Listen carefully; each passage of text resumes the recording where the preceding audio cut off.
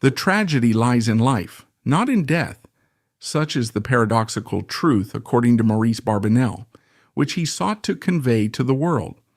Barbanell, who claimed to possess the gift of mediumship, the ability to communicate directly with the spirits of the deceased, did not view death as something terrifying, but rather as a release. His perspective on death was radically different from the commonly accepted one.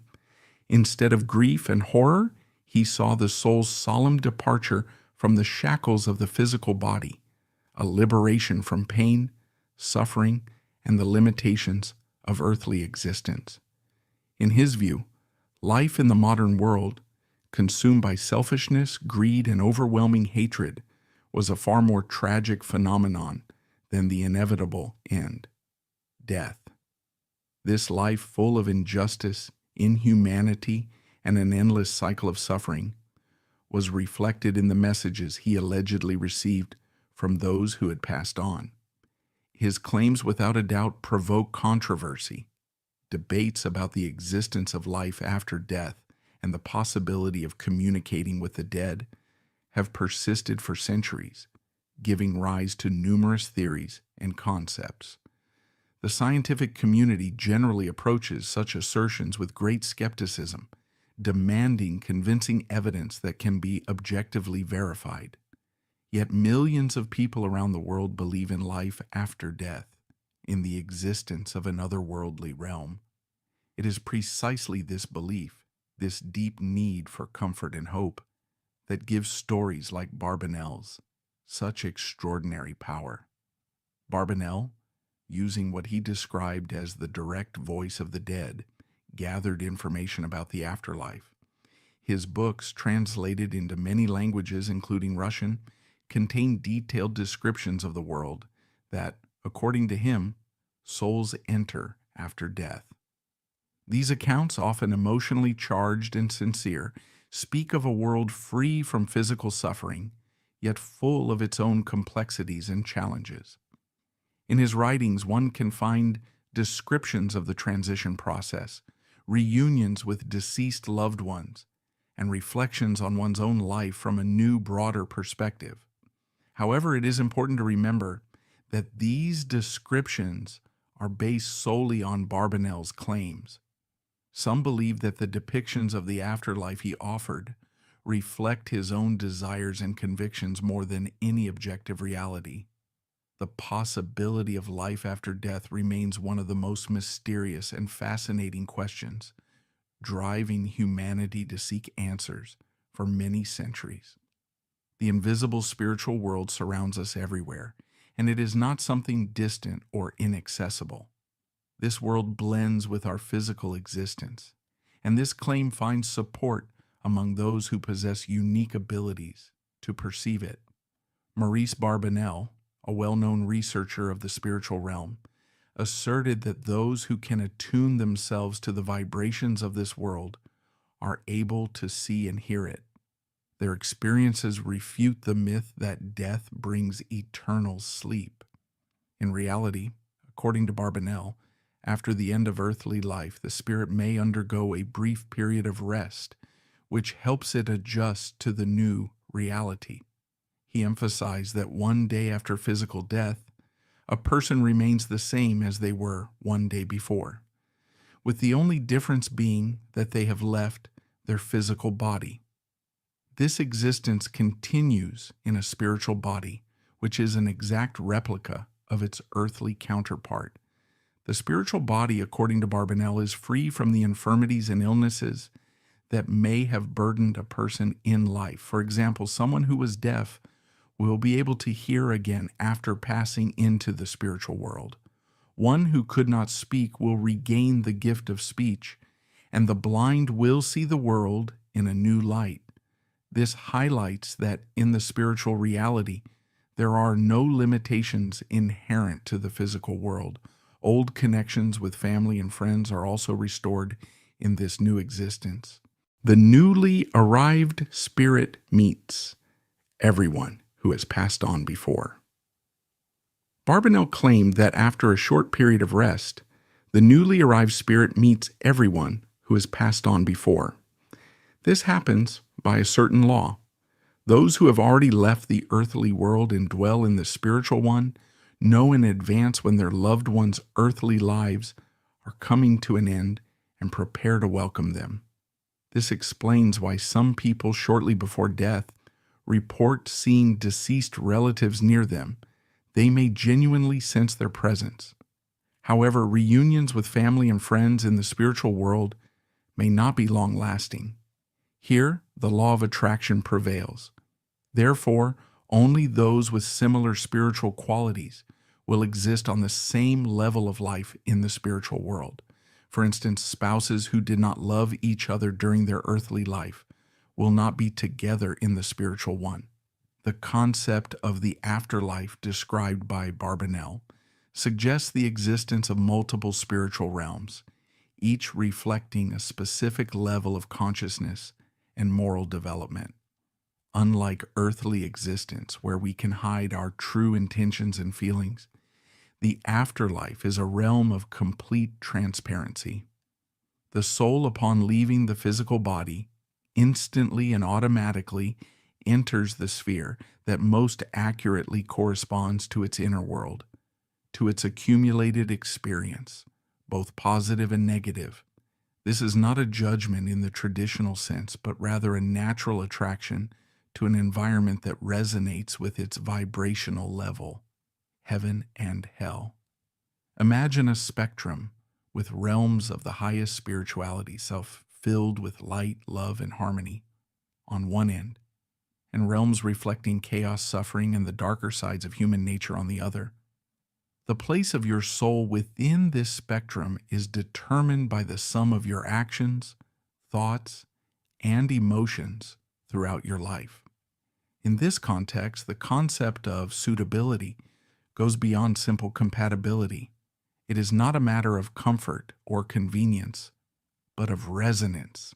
A soul that lived a life of altruism and compassion will naturally be drawn to realms where those qualities flourish. Conversely, a soul focused on selfishness and destruction will find itself among vibrations similar to its own. A key aspect of these spiritual realms is the complete absence of illusions. There is no room for deception or self-deception. Every thought, every feeling, every action, whether hidden or apparent, becomes evident to all inhabitants of that realm. This is not divine surveillance, but a consequence of the very nature of these realms: transparency and total interpenetration of consciousness. You cannot pretend to be better than you truly are. Your essence, the totality of your deeds, thoughts, and emotions, will be apparent to everyone. There will be no judgment, only a natural placement according to your inner state. Moreover, some theories suggest that these realms are not static. They are dynamic and change depending on the collective state of the spirits within them. If positive vibrations prevail, the realm becomes even brighter and more harmonious. If negative ones dominate, it becomes darker and more chaotic. This creates a kind of self-regulating system where each soul influences the surrounding spiritual environment.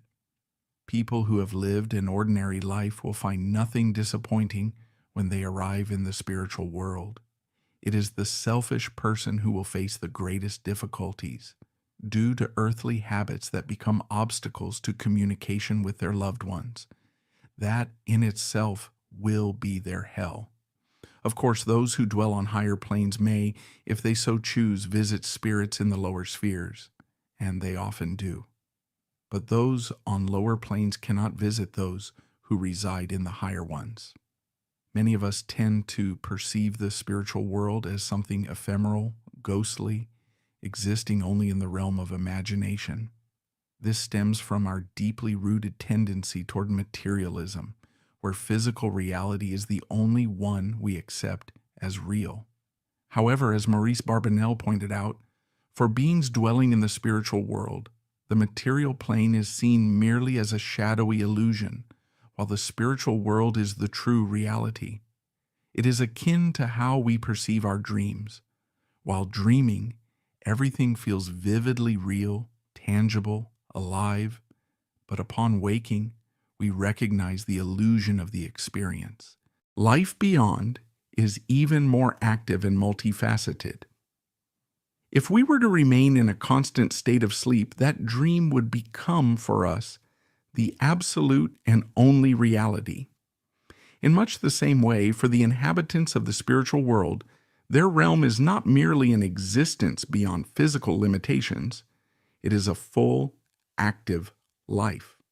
Maurice Barbanell emphasized that life beyond the physical plane is not a state of passive observation, but rather a dynamic process of self-realization and growth.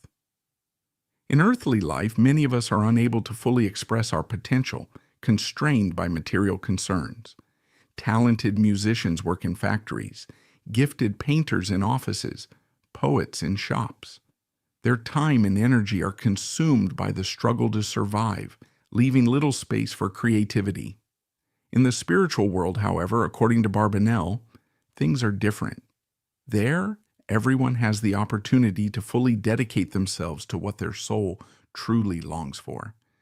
It is not just the realization of hidden talents, but their refinement, the achievement of heights that were unattainable in earthly life due to limitations of time and resources.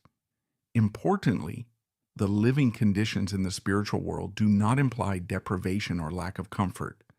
Barbanell described it not as an empty void, but as a world where everything is created by the power of thought. Homes, clothing, food, all of it materializes from the desires and ideas of the inhabitants.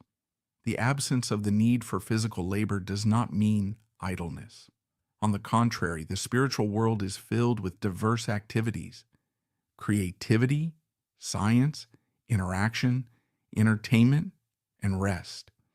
Imagine an artist who, freed from the need to earn a living, can devote all their time to painting, creating masterpieces that surpass their earthly works in scale and perfection. Or a composer who can craft music without the limitations of physical instruments. Their symphonies could resonate on levels far beyond what the human ear can perceive. However, in imagining the spiritual world, we must remember its complexity. It is not a homogeneous space, but rather a vast, multi-layered structure in which each being is offered the opportunity for growth in accordance with their level of spiritual development and aspiration. The idea that there is no suffering or difficulty there is likely an oversimplification. There may well be challenges in the spiritual world, but not centered on physical pain. Instead, they serve the purpose of developing inner strength and wisdom. Moreover, the very nature of these trials may be incomprehensible to us and may not be perceived within the bounds of our material understanding of reality. Thus, the spiritual world is not simply a paradise. It is a realm of endless evolution, where each soul continues its journey of self-discovery and refinement, using the potential planted within it during its earthly life. Exploring this world is a continuous expansion of our consciousness and a deepening of our understanding that reality is multifaceted and extends far beyond the limits of our physical perception. The meaning of earthly life. At first glance, reading Maurice Barbanell might give the impression of a pessimistic view, one that portrays earthly existence as lacking in inherent meaning. However, this is merely a superficial interpretation. The deeper essence of his work lies in the assertion that each person has an important and unique task, the fulfillment of which gives life its true significance. According to Barbanell, this task is selfless service to others. A life lived without this service, in his view, is aimless, empty, and devoid of true substance. Barbanell did not speak in vague generalities. He clearly defined the idea of service, offering vivid examples, guiding the lost toward the right path, supporting the weary and broken, healing the sick, and comforting the grieving. These acts, he believed, are not simply gestures of charity, but fundamental elements of a complete, spiritually rich life. They are bridges that connect the individual to higher realms of being, allowing one to feel a part of something greater than oneself. Moreover, Barbanell asserted that such service not only fills life with meaning, but also becomes the key to spiritual growth and self-perfection. A central tenet of his teaching is the idea of spiritual unfolding. He believed that every person possesses an inner potential, a capacity for self-transformation and for overcoming personal flaws and weaknesses. This process, according to him, is a difficult path requiring continuous self-work, self-reflection, and a sincere striving for personal growth. Yet it is precisely this striving, this tireless inner work, that acts as a beacon, attracting the attention of spiritual beings whose existence Barbanell frequently referenced in his writings. These beings, as he described them, are not almighty deities, but rather spiritual guides, mentors who help people on their path of self-improvement. They do not impose their will, but instead offer support and guidance to those who genuinely seek spiritual development. The help of the spiritual world, according to Barbanell, is not passive grace, but an active collaboration in which the individual makes their own choices and takes full responsibility for their actions. Their influence is felt through moments of inspiration, sudden insights, unexpected encounters with the right people, and a strengthening of inner resolve and resources. Thus, Barbanell's philosophy is not merely a call to kindness, but a profound spiritual system in which service to others is not an end in itself, but a means to a higher goal, the awakening of one's inner spiritual potential and harmonization with higher forces.